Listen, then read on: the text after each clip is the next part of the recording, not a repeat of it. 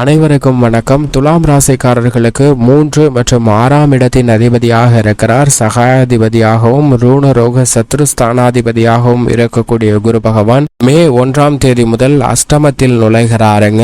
இனிமேல் தான் மெயின் பிக்சரே என்று சொல்லக்கூடிய வகையிலும் இந்த 6 ராசிக்காரர்களுக்கு அமோகமான யோகம். அதில் உங்கள் ராசியான துலாம் ராசி, துலாம் ராசிக்கு எப்படி என்று ஆராய்ந்து பார்க்கும்போது பொதுவாக குரு பகவான் நவகிரகங்களிலே முழு சுப கிரகமாக இருக்கிறார். ஏனென்றால் சுபத்துவ பாதையிலும் தோஷங்கள் ஏற்படாத வகையில் பல்வேறு வகையான நன்மைகளை மனித வாழ்வில் வாரி வழங்கக்கூடிய அற்புதமான கிரகமாக இருப்பவர் குரு மட்டும்தான். எனவேதான் வானியலின் அரசன் என்றும் அழைக்கப்படுகிறாருங்க. நவ கிரகங்களின் தலைவன் என்றும் அழைக்கப்படக்கூடியவர் நிச்சயமாக குரு பகவான் மட்டும்தான். அப்படிப்பட்டவர் மிகவும் வலுவாக இந்த தருணத்தில் மே 1ஆம் தேதி முதல் ரிஷபராசியில் வலுவாக அமரப்போகிறார். அப்படி அமர்வதால் இனிமேல் தான் மெயின் பிக்சரே என்று சொல்லக்கூடிய வகையிலும் இந்த 6 ராசிக்காரர்களுக்கு அமோகமான யோகம் உண்டு என்று சொல்லக்கூடிய வகையிலும் எந்தெந்த நிகழ்வுகள் உள்ளன என்று பார்க்கும்போது, முதலாவதாக குரு பகவானுடைய சஞ்சார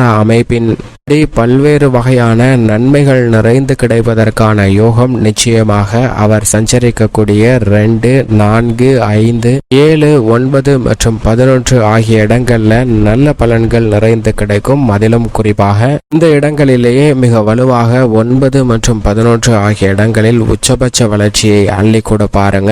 இதற்கு காரணம் முழு சுபகிரகமாக இருக்கக்கூடிய குரு மிக வலுவாக அமரும் போது அதிர்ஷ்ட யோக வாய்ப்புகளை நேர் வழியில செல்வ செழிப்பையும் முன்னேற்றத்தையும் நிறைந்து கொடுக்கக்கூடிய ஒரு வல்லமை பெற்றவராக இருக்கிறார். அந்த வகையில் முதன்மையான அதிர்ஷ்ட யோகம் நிறைந்த முதல் ராசியாக இந்த குரு பயிற்சி 2024-25 எந்த ராசி அமைகிறது என்று பார்த்தால் நிச்சயமாக அது கன்னி ராசி தான். ஏனென்றால் கன்னி ராசிக்காரர்களுக்கு 9ஆம் இடத்தில் மிகவும் வலுவாக அமர்ந்து சஞ்சரிக்க போகிறார். குரு 9 என்றால் உச்சபட்ச வளர்ச்சி நிறைந்து கிடைக்கும். இந்த தருணத்தில் சனி 6இல் ஆட்சி பலம் பெற்றிருக்கிறார். ராகு மற்றும் கேதுவின் அமைப்பு சாதகமற்று இருந்தாலும் கூட மிக வலிமை வாய்ந்த குரு மற்றும் சனி ஆகிய 2 கிரக நிலைகளும் கன்னிராசிக்காரர்களுக்கு மிகவும் சாதகமாக வள வருவது அதிர்ஷ்ட யோகத்தை அள்ளி கொடுக்கக்கூடிய ஒரு அற்புதமான தருணமாக அமைந்துள்ளது என்பதை தெளிவாகவும் துல்லியமாகவும் உறுதிப்படுத்துகிறாருங்க. இரண்டாவது மிக முக்கியமான ராசியாக பார்க்கப்படுவது கடகராசி. அஷ்டம சனியின் ஆதிக்கம் இருந்தாலும் நிழல் கிரகங்களான ராகு வலுவாக 9ஆம் இடத்திலும் கேது 3ஆம் இடமான தைரியஸ்தானத்திலும் சஞ்சரிக்கக்கூடிய வேளையில் ராசியின் ராஜயோகாதிபதியாக இருக்கக்கூடிய குரு பகவான் கடகராசிக்காரர்களுக்கு லாபஸ்தானத்தில் அமர்வது உச்சபட்ச வளர்ச்சியை நிறைந்து கொடுக்கக்கூடிய ஒரு அமைப்பாகவும், அஷ்டம சனியின் பாதிப்புகள் விலகி உறவுகளுக்கிடையே பலம் பெறுவது மட்டுமல்லாது பொருளாதார ரீதியான சிக்கல்களும் விலகுவதற்கான நல்ல பல சந்தர்ப்பங்கள் நிறைந்த ஒரு தருணமாக கடகராசிக்காரர்களுக்கு மிகவும் சிறப்பாக அமைகிறது. அடுத்ததாக மேசராசி. மேசராசிக்காரர்களுக்கு ஜென்ம ராசியை விட்டு குரு விலகி தனஸ்தானம், குடும்பஸ்தானம், வாக்குஸ்தானம் என்று சொல்லக்கூடிய 2இல் அமர்வதால் எண்ணிலடங்காத நன்மைகளை சந்திப்பதற்கான சூழல் நிச்சயமாக உருவாகியுள்ளது. அடுத்த 1 ஆண்டுகளுக்கு சுமார் அதிரடியான பல சுப நிகழ்வுகளும் இல்லத்தில் மகிழ்ச்சியும் இரட்டிப்பாவதற்கான யோகம் நிறைந்த ஒரு தருணமாக தான் பார்க்கப்படுகிறது. அடுத்ததாக 4வது இடத்தில் பஞ்சமஸ்தானம் ஆகிய 5இல் நுழையக்கூடிய ஒரு மகர ராசிக்காரர்களுக்கு அதிர்ஷ்ட யோக வாய்ப்புகளை ஏற்படுத்தி கொடுக்கிறார். மகர ராசிக்காரர்களுக்கு பாத சனியாக 7.5 சனியின் இறுதி காலகட்டத்தில் இருப்பவர்களுக்கு குரு பஞ்சமஸ்தானத்தில் வந்திருப்பதால் நன்மை நிறைந்து கிடைப்பதற்கான யோகம் நிச்சயமாக உருவாகியுள்ளது. பூர்வீக சொத்துக்கள் ரீதியான பிரச்சனைகள் விலகும். நீண்ட நாட்களாக எடுத்துக்கொண்டே செல்லக்கூடிய பணிகளை துரிதமாக முடிப்பதற்கான வாய்ப்பு நிச்சயமாக கிடைக்கிறது. இது மட்டுமல்லாது ராகு 3இலும் கேது 9இலும் இருப்பது அமோகமான வளர்ச்சிக்கு வித்திடுகிறது. சனி ஒருவரை தவிர மற்ற 3 கிரகநிலைகள் பலம் பெறுவதால் மகர ராசிக்காரர்களுக்கு 7.5 சனியின் ஆரம்ப காலகட்டத்தில் எப்படி இருந்ததோ அதே போன்று இறுதி காலகட்டத்தில் மிக சிறப்பான முன்னேற்றம் கிடைப்பதற்கான வாய்ப்பு நிச்சயமாக உருவாகியுள்ளது. 5வது ராசியாக விருச்சக ராசி. விருச்சக ராசிக்காரர்களுக்கு சப்தமஸ்தானம், கலஸ்தரஸ்தானம் என்று எதிர்பார்ப்புகளை பூர்த்தி செய்யக்கூடிய 7ஆம் இடத்தில் வலுப்பெறுகிறார். எனவே எதிர்பார்ப்புகள் அனைத்தும் அமோகமாக நடைபெறுவதற்கான யோகம் இந்த தருணத்தில் உண்டு. அதிலும் கலஸ்தரஸ்தானம் வலுப்பெறுவதால் திருமணம் உள்ளிட்ட பல்வேறு வகையான சுப நிகழ்வுகள் வாழ்வில் மிக அதீத அதீதமாக சந்திப்பதற்கான யோகம் மற்ற ராசிக்காரர்களை விட கடகராசிக்காரர்களுக்கு அதீதமாக உண்டு என்பதை குரு உறுதிப்படுத்துகிறார். மட்டுமல்லாது விருச்சிக ராசிக்காரர்களுக்கும் சப்தமஸ்தானத்தில் அமர்ந்திருப்பதால் நிறைந்து கிடைப்பதற்கான யோகம் இந்த தருணத்தில் உண்டு. இந்த 5 ராசிக்காரர்களுக்கு அமோகமான வளர்ச்சியும் 6வது ராசியாக கும்ப ராசிக்கு சுகஸ்தானத்தில் நுழைவதால் 3ஆம் இடமான சகாயஸ்தான பாதிப்புகள் விலகி நல்ல முன்னேற்றம் கிடைக்கும். ஏனென்றால் மற்ற கிரக நிலைகளின் அமைப்பு சாதகமற்ற ஒரு அமைப்பாக தான் பார்க்கப்படுகிறது. குறிப்பாக ஜென்ம ராசியில் சனி ஆட்சி பலம் பெற்றிருக்கிறார். ராகு 2இல் குடும்பஸ்தானத்தில் இருக்கிறார். கேது அஷ்டமத்தில் இருக்கிறார். எனவே இதன் காரணமாக சில சங்கடங்கள் இருந்தாலும் குரு சுகஸ்தானத்திற்குள் நுழைந்திருப்பது, அர்த்தாஷ்டக குருவாக மாறியிருப்பது சில நன்மையை ஏற்படுத்தி கொடுக்கக்கூடிய ஒரு அமைப்பாக தான் பார்க்கப்படுகிறது. இந்த 6 ராசிக்காரர்களை தவிர மற்ற ராசிக்காரர்களுக்கு குருவின் அமைப்பு காரணமாக பெரிய அளவிற்கு நன்மை கிடைக்க இயலாத ஒரு அமைப்பு என்றாலும் கூட அவருடைய சுப பார்வையின் காரணமாக சில மாறுதல்களை சந்திப்பதற்கான வாய்ப்பு நிச்சயமாக உண்டு. இந்த தருணத்தில் குருவின் சுப பார்வை மிகவும் அதீதமாக கன்னி, விருச்சகம் மற்றும் மகரம் ஆகிய ராசிகளின் மீது பதிகிறது. எனவே இந்த ராசிக்காரர்களுக்கு நிறைந்த நன்மை நிச்சயமாக உண்டு. அதைவிட மற்ற ராசிக்காரர்களுக்கு குருவின் சுப பார்வை வலுப்படுத்தக்கூடிய இடத்தை பொறுத்து நல்ல மாறுதல் நிச்சயமாக சந்திப்பதற்கான வாய்ப்பு உருவாகிறது. அதிலும் குறிப்பாக குரு பார்க்கின் கோடி நன்மை என்று சொல்லக்கூடிய வகையில் குரு அது சுப பார்வையின் காரணமாக பல்வேறு விதமான சிக்கல்களை மற்ற ராசிக்காரர்களுக்கும் நிச்சயமாக விலக்கி கொடுப்பார். உதாரணமாக நவ கிரகங்களிலே மிகவும் வலிமை வாய்ந்த கிரகங்கள் அனைத்தும் இருந்தாலும் துரிதமான மாற்றத்தை ஏற்படுத்தி கொடுப்பவர் சந்திரன் மட்டும்தான். ஒருவருடைய ஜனனகால அடிப்படையையும் நிர்ணயம் செய்யக்கூடிய சக்தி வாய்ந்தவராக பார்க்கப்படுகிறார். பௌர்ணமி வேளையில் குருவிற்கு நிகரான பலனும், அமாவாசை வேளையில் சனிக்கு நிகரான தீமையும் ஏற்படுத்தி கொடுக்கக்கூடிய அளவிற்கு சக்தி பெற்றவராக இருப்பவர் சந்திரன். அப்படிப்பட்டவர் இந்த பிரபஞ்சம் முழுவதிலுமே என்னை தவிர மிக துல்லியமாக ஜாதகத்தை கணிப்பவர் யாரும் இல்லை, என்னால் மட்டும்தான் சிறப்பாகவும் துல்லியமாகவும் கணிக்க முடியும் என்று நவ கிரகங்களிடம் சொல்லுகிறார். ஆனால்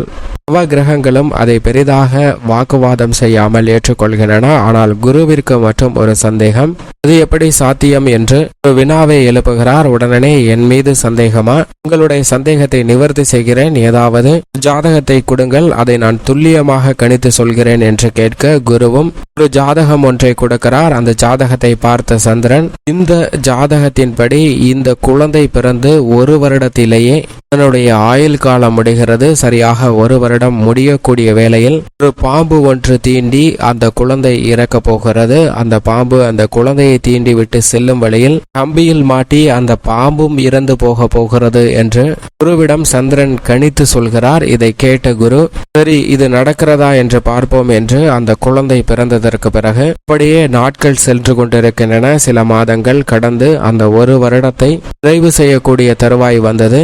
அப்போது சந்திரன் வந்து இன்னும் சில மணி நேரங்கள்ல கணித்து கொடுத்த அந்த ஜாதகத்தின்படி அந்த குழந்தை இறக்க போகிறது, பாருங்கள் சென்று இருவரும் நான் கணித்தது சரியாக நடக்கிறதா என்று பார்ப்போம் என்று குருவை கூப்பிட, குரு மறுமொழியாக சந்திரனிடம், இல்லை எனக்கு வர்றதுக்கு மனமில்லை, ஏனென்றால் அந்த குழந்தைக்கு ஏதாவது நல்ல பல நிகழ்வுகள் நடக்கிறது, மகிழ்ச்சியான ஒரு தருணமாக இருக்கிறது என்றால் அதில் நல்ல வாய்ப்புகள் கிடைக்கும். ஆனால் இந்த குழந்தையே இறக்க போகிறது என்று நீ சொல்கிறாய், அதை பார்ப்பதற்கு என்னால் முடியாது, நீ சென்று அங்கு என்ன நடக்கிறது என்று பார்த்துவிட்டு வந்து என்னிடம் சொல் என்று சொல்ல, சந்திரனோ விடாப்புடியாக குருவை விடாமல் நீங்கள் வந்தால் மட்டும்தான் நான் செல்வேன், ஏனென்றால் மற்ற கிரகங்கள் பெரிய அளவிற்கு ஆட்சேபணம் தெரிவிக்கல, நீங்கள் ஒருவர் மட்டும்தான் இந்த ஜாதகத்தை கொடுத்து அது சரியாக இருக்கிறதா என்று சோதித்து பார்ப்போம் என்ற அளவிற்கு இருந்தீங்க, அதனால நீங்க வந்தா மட்டும்தான் நான் போவேன் அப்படின்னு அடம்பிடிக்க, குருவோ மறுமொழியாக நான் வருவதற்கு ஒன்றும் பிரச்சனை இல்லை, இதனால ஏதாவது விளைவு வந்துருச்சுன்னா அதுக்கு நீதான் பொறுப்பு அப்படின்னு கேட்க, எது வந்தாலும் நானே ஏத்துக்கிறேன், நீங்க வாங்க அப்படின்னு குருவை கூட்டிக்கிட்டு சந்திரன் அந்த குழந்தை இறக்கக்கூடிய இன்னும் 10-15 நிமிடங்களில் இறக்கக்கூடிய அந்த குழந்தை இருக்கக்கூடிய இடத்திற்கு சென்று குருவும் சந்திரனும் இணைந்து அந்த குழந்தையை பார்த்து கொண்டிருக்கக்கூடிய வேளையில் அந்த குழந்தை படுத்து தூங்கி கொண்டிருக்கக்கூடிய தொட்டிலின் மீது உயரம் பற்றாமை இருப்பதற்காக ஒரு கம்பி ஒன்று மாட்டப்பட்டு அதில் அந்த குழந்தையானது தூங்கி கொண்டிருக்கிறது. அப்போது அந்த குழந்தையை தீண்டுவதற்காக ஒரு பாம்பு ஒன்று வருகிறது. அந்த பாம்பானது அந்த வீட்டின் மேற்கூரைக்கு அருகாமையில் இருந்த மரத்தின் மீது நின்று கொண்டிருக்கும் போது தவறி விழுந்து அந்த வீட்டில் மாடியில் விழுகிறது. மாடியிலிருந்து சிறிய துவாரத்தின் வழியாக நுழைந்து பார்க்கும் போது அந்த குழந்தை தூங்கிக் கொண்டிருக்கக்கூடிய தொட்டியின் கம்பியை வந்து அடைகிறது. பிறகு அந்த கம்பி வழியாக அந்த குழந்தையை நோக்கி கீழிறங்கி சென்று கொண்டிருக்கிறது அந்த பாம்பு. குழந்தை தூங்கி விழித்து கொண்டால் விளையாடட்டுமே என்று பிரிகோள் வைத்து அதில் பொம்மை மாட்டி விட்டிருந்தன. ஆனால் அந்த பொம்மை அருந்து கீழே விழுந்து விட்டது. அப்போது அந்த மேலே தொங்கிக் கொண்டிருந்த பாம்பும் அந்த பிரிகோளின் மீது வந்து விழுகிறது. குழந்தை விழித்து அந்த பாம்பு பிரிகோளின் மீது ஆடுவதை பார்த்து சிரிக்கிறது. இதை பார்த்த சந்திரன் குருவிடம் இன்னும் சில நிமிடங்கள்ல அந்த குழந்தையின் உயிர் போகிறது. இந்த குழந்தை மிகவும் அதிர்ஷ்டசாலிதான், ஏனென்றால் சிரித்து கொண்டே இறக்க போகிறதே என்று சொல்ல இந்த குழந்தையை தீண்டுவதற்காக கீழே சுத்தி இறங்கிய பாம்பு திடீரென தொட்டிலை விட்டு மேலே ஏறி கம்பி வழியாக அருகில் இருந்த துவாரத்தின் வழியாக வீட்டை விட்டு வெளியே சென்று திரும்பவும் தான் வசித்த மரத்திற்கு அடியில் சென்று விடுகிறது. இதை பார்த்த சந்திரனுக்கு ஒரே அதிர்ச்சி. எப்படி இது சாத்தியம்? நான் கணித்தது தவறாகவே முடியாதே என்று குழம்பி சந்திரன் அந்த ஜாதகத்தை எடுத்து வந்து திரும்பவும் பார்க்கிறார். அப்படி பார்த்தாலும் இந்த குழந்தைக்கு எந்த விதமான யோகமும் இல்லை. இந்த குழந்தை பிழைப்பதற்கான வாய்ப்பே சாத்தியமே இல்லையே என்று ஜாதகத்தை நன்கு அலசி ஆராய்ந்து பார்க்கிறார். அதற்கான வாய்ப்பே இல்லை என்பதை உறுதி செய்கிறார். மட்டுமல்லாது அந்த குழந்தையை தீண்டிய ஜீவராசியான பாம்பும் இறந்துவிடும், ஆனால் அதுவும் உயிர் பிழைத்து விட்டது என்ற குழப்பம் சந்திரனுக்கு ஏற்பட்டு குருவிடம் ஜாதகத்தை காட்டி இந்த குழந்தை பிழைப்பதற்கு எந்த வழியுமே கிடையாது, குரு பார்வை கூட இல்லை, எப்படி இந்த குழந்தை பிழைத்தது என்று கேட்க குருவோ மறுமொழியாக சொல்கிறார். கடைசியாக என்ன சொன்னாய் என்று கேட்க சந்திரன் குரு பார்வை கூட இல்லையே என்று சொன்னேன் என்று சொல்ல, ஜாதகத்தில் குரு பார்வை இல்லை என்றால் என்ன, நான் தான் நேரடியாகவே பார்த்து கொண்டிருக்கிறேன் என்று குரு சொன்னார். அப்போதுதான் சந்திரனுக்கு புரிகிறது, குருவின் பார்வை ஜாதகத்தில் இல்லை என்றாலும் நாம் தான் வம்பாக இழுத்து கொண்டு குருவின் பார்வை குழந்தையின் மீது பட வைத்து அதனுடைய ஆயுள் மட்டுமல்ல அந்த பாம்பு என்ற ஜீவராசியின் ஆயுளையும் நாம் உயர்த்திருக்கிறோம் என்பதை உணர்ந்து கொள்கிறார். இதைதான் குரு சந்திர யோகம் என்று சொல்வார்கள். குருவும் சந்திரனும் இணையும் போது வாழ்வில் ஏற்படக்கூடிய இக்கட்டான பல சிரமங்கள் கூட விலகுவதற்கான வாய்ப்பு நிச்சயமாக கிடைக்கும். இது மட்டுமல்லாது குருவின் சுப பார்வை கிடைத்தால் பல்வேறு வகையான பிரச்சனைகள் சிரமங்கள் தவிடுபடியாகும். இப்படிப்பட்ட ஒரு அமைப்பு தான் மிக வலுவாக கிடைக்கிறது. இந்த தருணத்தில் சாதகமற்ற அமைப்பாக இருக்கக்கூடிய மீன ராசி 3ஆம் இடத்தில் குரு இருந்தாலும் அவருடைய சுப பார்வையால் சில சிரமங்கள் நிச்சயமாக குறையும். அதே போன்று 6ஆம் இடமாகிய தனுசு ராசி, இந்த 2 ராசிக்குமே குரு அதிபதியாக இருக்கிறார். எனவே பெரிய அளவிற்கு சிக்கல்களை சந்திக்க வேண்டிய ஒரு சூழல் ஏற்படாது. அதே சமயம் அஷ்டமஸ்தானமாக துலாம் ராசிக்காரர்களுக்கு பார்க்கப்படுகிறது. எனவே சற்று கூடுதல் கவனம் தேவைப்படுகிறது. பாக்கியஸ்தானம் பொதுவாக இருந்தாலும் கூட ஆகிய 10 சிம்ம ராசிக்காரர்களுக்கு குரு இருப்பதால் தொழில் ரீதியாக சற்று கூடுதல் கவனம் தேவை. மிக முக்கியமாக மீன ராசிக்காரர்களுக்கு விரயத்தில் இருந்தாலும் அவை சுப விரயங்களாக மாறும். எனவே பெரிய அளவிற்கு சிரமத்தை சந்திக்க வேண்டிய ஒரு சூழல் இல்லை. ஏனென்றால் சனி உட்பட மற்ற கிரகநிலைகள் பெரும்பாலும் சாதகமாக வெற்றிருக்கின்றன. ஆனால் ரிஷப ராசிக்காரர்களை பொறுத்தவரைக்கும் ஜென்மத்தில் குரு இருப்பதால் சற்று கூடுதல் கவனத்துடன் இருக்க வேண்டும். இருப்பினும் குருவின் சுப பார்வை 5, 7, 9 ஆகிய இடங்களை வலுப்படுத்துவதால் சில சிக்கல்கள் விலகும். இருந்தாலும் இந்த 6 ராசிக்காரர்கள் சற்று கவனத்துடன் இருந்தால் நல்ல பலன்களை நிறைந்து பெற முடியும். உங்களுடைய ராசியான துலாம் ராசிக்காரர்களை பொறுத்தவரைக்கும் குரு சப்தமஸ்தானத்தில் இருந்து அஷ்டமஸ்தானத்திற்குள் நுழைந்திருப்பது சற்று சாதகமற்ற ஒரு அமைப்பாக தான் பார்க்கப்படுகிறது. அஷ்டம குருவால் பெரிய அளவிற்கு நன்மைகள் கிடைக்க இயலாத ஒரு அமைப்பாக தான் உள்ளது. இருப்பினும் இந்த தருணத்தில் ராகு 6லும் சனி 5லும் இருப்பது நல்ல முன்னேற்றத்திற்கு அடித்தளமிடக்கூடிய ஒரு அமைப்பாக பார்க்கப்படுகிறது. பஞ்சமஸ்தானத்தில் ஈடுபடுத்தக்கூடிய வகையில் பல மாறுதல்கள் கிடைப்பதற்கான யோகம் உண்டு. விரயஸ்தானத்தில் கேது இருப்பதால் சுப விரயங்கள் அதிகரிப்பதற்கான சாத்தியக்கூறுகளை அஷ்டமஸ்தானத்தில் நிலை கொண்டிருக்கக்கூடிய குரு பகவான் உறுதிப்படுத்துகிறாருங்க. அஷ்டமஸ்தானத்தில் முழு சுப கிரகமாக இருக்கக்கூடிய குரு நிலை கொண்டிருப்பதால் சுப விரயங்களை அதீதமாக சந்திப்பதற்கான சூழல் உண்டு. எதை செய்தாலும் சற்று திட்டமிட்டு செய்வதால்